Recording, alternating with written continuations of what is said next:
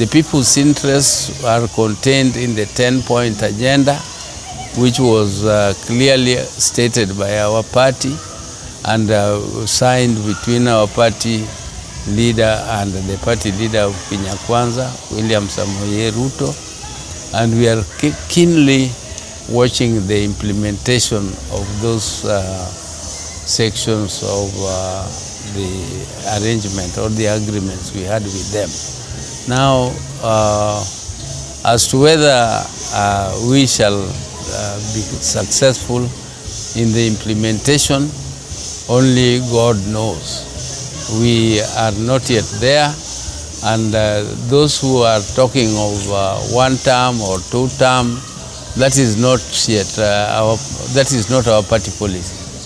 Our party policy is to work in unity, to strengthen our party, and work in this broad-based arrangement up to 2027, as was signed and agreed. But as usual, 2026, which we are entering into, is a very crucial year for our party. It is a very, very crucial year for our party because things must be worked out before 2027. Before the end of 2026, we shall have clearly known and made all the necessary arrangements going into 2027. Then we shall have, before the end of the year, our party shall have known whether we are going it alone or we are going to go into coalition with other parties, and we shall have by that time known whom we are going with into the political coalition, if any, or we are going it alone.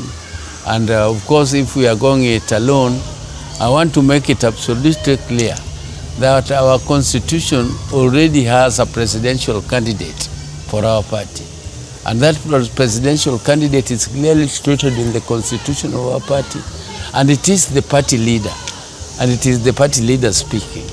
I am the presidential candidate for ODM if ODM decides that it goes it alone. So anybody who is preparing himself to go for presidential election in ODM, I think is misplaced.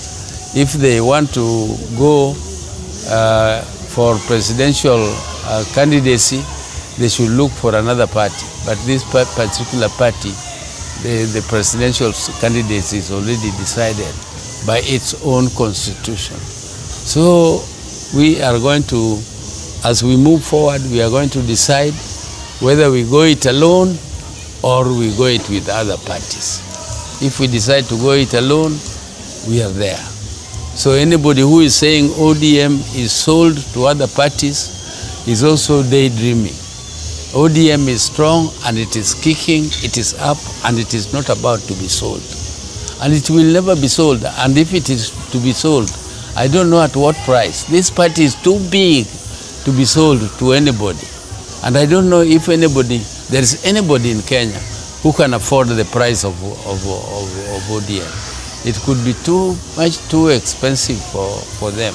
Because the people, it goes up to the grassroots, up to the last person. So if you are paying that price, are you paying all those people from the grassroots up to the top leadership of the party? Whom are you paying and how much are you paying for it? So this party is not on sale. This party is not about to be sold. This party is up and about, and it is reorganizing, and it is uniting, and it is going to be there in 2027. And this must be stated very clearly, and I don't want to repeat it. So that is the position. This is our year. This is the year where we have to work very hard as a party and make sure that we make the decisions which are necessary to keep our party up and about. Thank you very much, fellow Kenyans, and I want to wish you once again a very, very happy and prosperous new year.